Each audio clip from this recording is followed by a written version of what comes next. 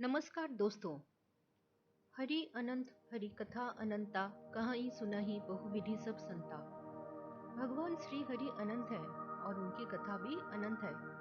संतजन उन्हें अनेक प्रकार से कहते सुनते हैं। हिंदू पुराणों की एक अत्यंत रहस्यमयी और रोमांचक कथा समुद्र मंथन कहानी की अगली कड़ी में आपका स्वागत है। ये कथा सिर्फ एक चमत्कारी घटना नहीं, बल्कि देवताओं और असुरों के बीच हुए संघर्ष, धैर्य, विश्वास और कूटनीति की मिसाल है। तो चलिए शुरू करते हैं समुद्र मंथन की वो अद्भुत गाथा जो अमृत, विष, देवी देवताओं, मोहिनी, कुंभ मेला और ग्रहण के रहस्यों से भरी हुई है। आज हम जानेंगे भगवान श्री हरि विष्णु और भगवान शिव किस तरह समुद्र मंथन में सहायक हुए। पुराणों के अनुसार एक समय ऐसा आया जब देवता अपनी शक्तियां खोने लगे। इसकी वजह थी ऋषि दुर्वासा का श्राप। उन्होंने इंद्र को एक दिव्य माला दी, जिसे इंद्र ने अपमानजनक ढंग से ऐरावत हाथी के गले में डाल दिया। दुर्वासा कुपित हो गए और बोले, तुम्हारा ऐश्वर्य नष्ट हो जाएगा। धीरे धीरे देवताओं की शक्तियां क्षीण हो गई और असुरों ने तीनों लोकों पर कब्जा जमा लिया। देवता भागे भागे ब्रह्मा के पास गए। ब्रह्मा ने उन्हें भगवान विष्णु के पास भेजा। भगवान विष्णु ने उपाय बताया, समुद्र मंथन करो, उसमें से अमृत निकलेगा। अमृत पीकर तुम अमर हो जाओगे। लेकिन विशाल समुद्र मंथन आसान नहीं था। इसके लिए उन्होंने असुरों का साथ लेना पड़ा। मंथन के लिए मंदराचल पर्वत को मथनी और वासुकी नाग को रस्सी बनाया गया। लेकिन जब मंथन शुरू हुआ, मंदराचल डूबने लगा। तब भगवान विष्णु ने कूर्म अवतार लिया, यानी कछुए का रूप। उन्होंने पर्वत को अपनी पीठ पर टिका लिया। मंथन फिर से शुरू हुआ। जैसे जैसे मंथन होता गया, समुद्र से अद्भुत चीजें निकलने लगी। हलाल विष सबसे पहले निकला, जहरीला विष, जिसे तीनों लोकों में संकट फैल गया। तब भगवान शिव ने उसे अपने कंठ में रख लिया। उनका कंठ नीला हो गया और वे कहलाए नीलकंठ।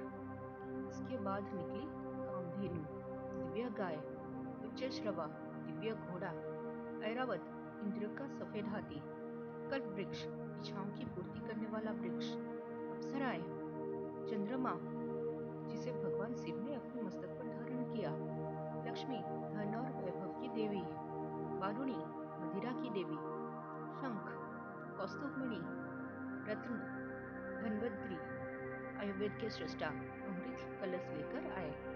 अमृत कलश, जिससे अमरत्व प्राप्त होता है। जैसे ही अमृत कलश निकला, असुर और देवता अमृत कलश को लेने के लिए दौड़ पड़े। देवता और असुरों के बीच युद्ध शुरू हो गया, क्योंकि दोनों ही अमृत प्राप्त करना चाहते थे। ये देख भगवान धन्वंतरी अमृत कलश को सुरक्षित रखने के लिए आकाश की ओर चले गए, पर असुरों ने उसे छीन लिया। असुर बुरी शक्तियों के स्वामी थे।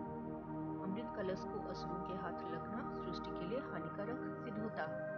सो अमृत कलश को असुरों से बचाने के लिए देवगुरु बृहस्पति, उनके पुत्र सूर्यदेव और उनके पुत्र शनिदेव, चंद्रदेव आदि उस अमृत कलश को विभिन्न स्थानों पर छुपाने लगे। उस दौरान अमृत का कुछ हिस्सा पृथ्वी पर गिरा। इन अमृत की बूंदों के गिरने से वे स्थान पवित्र बन गए। कलश का दूसरा नाम कुंभ है। यही कारण है कि कुंभ मेला उन स्थानों पर, यानी प्रयागराज, हरिद्वार, उज्जैन और नासिक में आयोजित किया जाता है। माना जाता है कि इन स्थानों पर कुंभ के समय उन महान नदियों का जल में अमृत का संचार होता है। सो उस समय कुंभ मेला में स्नान करने से लोग शुद्ध होते हैं। ऐसी मान्यता है कि देवों ने 12 दैविक दिन तक अमृत कुंभ को छुपाया था, जो मनुष्यों के 12 साल के समान है। सो हर 12 वर्ष में एक पूर्ण कुंभ मेला आयोजित होता है। कुंभ मेला का आयोजन एक विशेष खगोलीय स्थिति के आधार पर होता है। अमृत कलश असुरों के हाथ लगने के कारण देवता घबरा गए और भगवान विष्णु से सहायता मांगने गए। तब भगवान विष्णु ने मोहिनी रूप धारण किया। एक अद्भुत सौंदर्यवती स्त्री मोहिनी ने असुरों को पास में बांध दिया देवताओं को पिलाना शुरू किया। एक असुर राहु वेश बदलकर देवताओं की पंक्ति में बैठ गया, लेकिन जैसे ही उसने अमृत पिया, सूर्य और चंद्रमा ने उसे पहचान लिया। भगवान विष्णु ने सुदर्शन चक्र से उसका सिर काट दिया, लेकिन तब तक वो अमर हो चुका था। उसका सिर बन गया राहु और धड़ बन गया केतु। सूर्यदेव और चंद्रदेव ने राहु की पहचान की, सो राहु सूर्य चंद्र को ग्रसता है, जिसे ग्रहण कहते हैं। इसका वैज्ञानिक कारण तो है, पर ग्रहण की कथा यहीं से प्राप्त होती है।